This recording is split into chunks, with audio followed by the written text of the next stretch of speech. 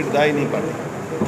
আমি ব্যারাকপুরকে চুজ করেছিলাম, ব্যারাকপুরে লড়বো, ব্যারাকপুরে বাইরে লড়বো না।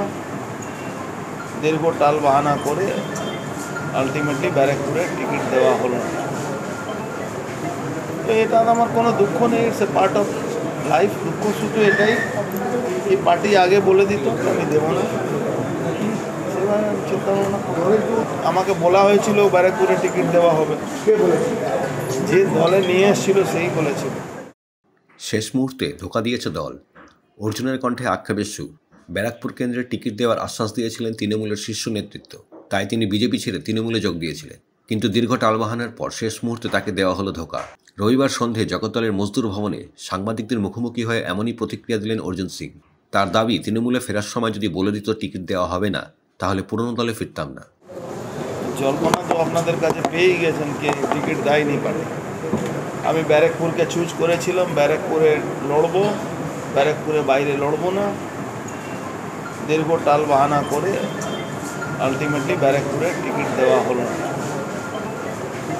তো এটা আমার কোনো দুঃখ নেই, it's a part of life. দুঃখ শুধু এটাই, এই পার্টি আগে বলে দিত আমি দেবো না, সেভাবে চিন্তা ভাবনা। দলের দায়িত্ব আমি কেন নেব?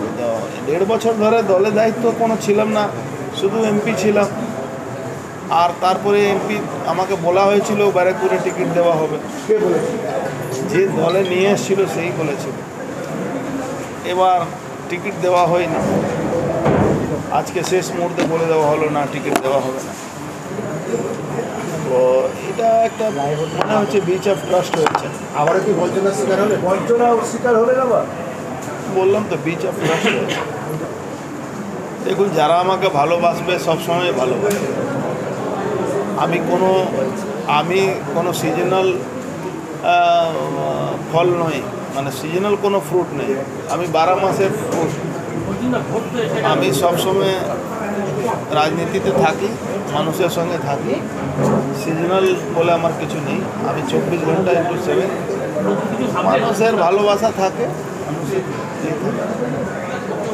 ভাবছেন অন্য কিছু, ভাবছেন ভাবলে আপনাকে বলবো, ভাবার কোনো ব্যাপার নেই এখন পর্যন্ত।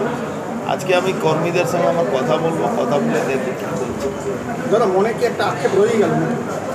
মনে আক্ষেপ তো থাকবেই। 1.5 বছর ধরে দল বলে নিয়ে এসছে কি আপনাকে টিকিট দেবো ব্যারাকপুরে। দল একবারও যদি আমাকে বলতো আমি আসতাম না। কিন্তু আমি ব্যারাকপুরে মানুষকে ঠকাইনি। ব্যারাকপুরে মানুষে আমার জন্য ব্যারাকপুরই সর্বোপরি ছিল।